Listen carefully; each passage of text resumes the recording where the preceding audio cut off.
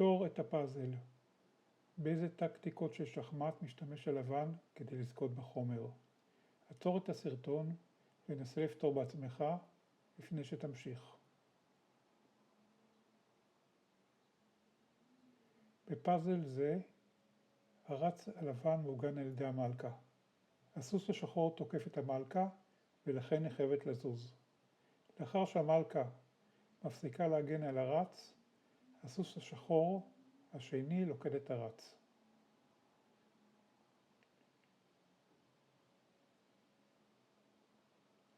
הטקטיקה הסרת המגן, Remove the Defender.